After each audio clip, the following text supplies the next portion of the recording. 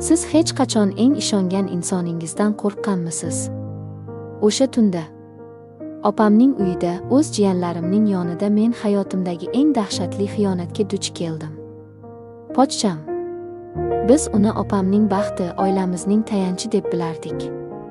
Lekin o'sha kecha yomg'ir shovqini ostida uning niqobi yirtildi.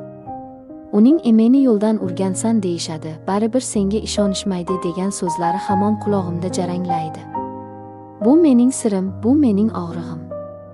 Hayot gohida shunday sinovlarni yuborar ekanki, ularning zarbasidan bir umr o'zingga kela olmay, arosatda qolib ketarkansan. O'sha kuni men uchun dunyo ostin-ustun bo'lib ketdi.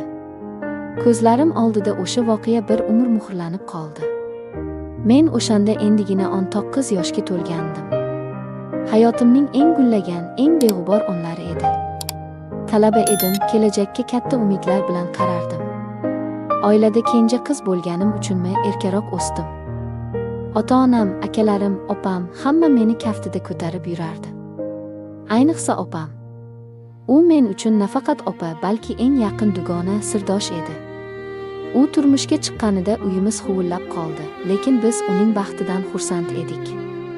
Opam doim "Akmal aka dunyodagi eng yaxshi inson" deya takrorlardi. Biz hammamiz unga ishonardik. Akmal akam, ya'ni pochcham, 35 yoshlardagi baland bo'yli, kelishgan va o'ziga ishongan yigit edi. U kamgap, bosiq, har bir so'zini o'ylab gapiradigan odam edi. Opam bilan ular xuddi ertaklardagi shahzoda va malikadek yarashib turishardi. 2 nafar shirintoy jiyanlarim ham bor edi. Ularning baxtli hayotiga hamma havas qilardi. Men har safar ularnikiga borganimda, pochcham menga alohida e'tibor bilan qarardi. "Qalaysan, singiljon? O'qishlaring yaxshimi? Nima yordam kerak?" deya hol-ahvol so'rar, ba'zida opamga bildirmay menga shirinliklar yoki mayda sovg'alar olib kelardi. Yoshlik g'o'rligi bilan men buni shunchaki yaxshi ko'rgan qayinsinglisiga bo'lgan e'tibor deb tushunardim. Bu e'tibor menga yoqardi, albatta. Axir kimga ham e'tibor yoqmaydi? Men uni o'z akamdek ko'rardim, hurmat qilardim. Uning har bir so'zi men uchun qonun edi. Lekin o'sha mash'um voqea sodir bo'lgan kun hammasi o'zgardi. Opam shaharga yaqin dugonasining to'yiga ketadigan bo'ldi. Yo'l uzoq bo'lgani uchun 2 kun o'sha yerda qolish kerak edi.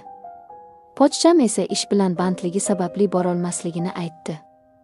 "Malika, iltimos, jiyanlaringga qarab tursang. Akmal akang kech keladi, bolalar yolg'iz qolmasin", dedi opam ketar chog'ida. Men jon deb rozi bo'ldim. Jiyanlarimni juda yaxshi ko'rardim.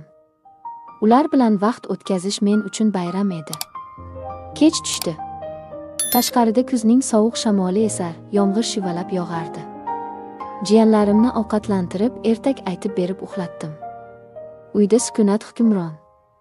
Faqat devordagi soatning chiqillashi va derazaga urilayotgan yomg'ir tomchilari ovozi eshitilardi. Men derazadan tashqariga boqib xayollarga berildim. Talabalik orzulari, kelajakdagi rejalar. Hayotim shunchalar go'zal va ravshan ko'rinardiki. Soat 10larga yaqinlashganda eshik qulfi buraldi. Pochcham ishdan keldi. Kayfiyati yo'q ko'rindi. Yuzi tushkun, ko'zlari charchagan edi. "Assalomu alaykum, yaxshi keldingizmi? Charchadingizmi?" deya so'radim odob bilan. U bosh irg'ab, "Ha, va alaykum assalom. Bugun ish juda ko'p bo'ldi, boshim g'ovlab ketdi", dedi-yu to'g'ri oshxonaga o'tib ketdi.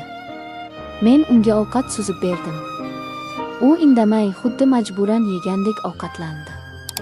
Men esa ro'parasida o'tirib, uning xayoli parishon ekanini sezdim. "Yaxshimisiz, pochcha?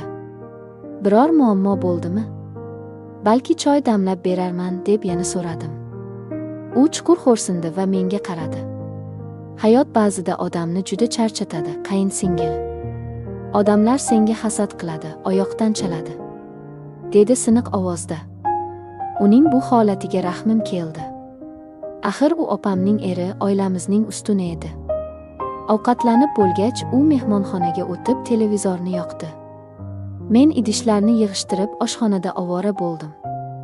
Ishimni tugatib o'z xonamga, bolalar yotgan xonaga kirmoqchi bo'lganimda, pochcham meni chaqirdi.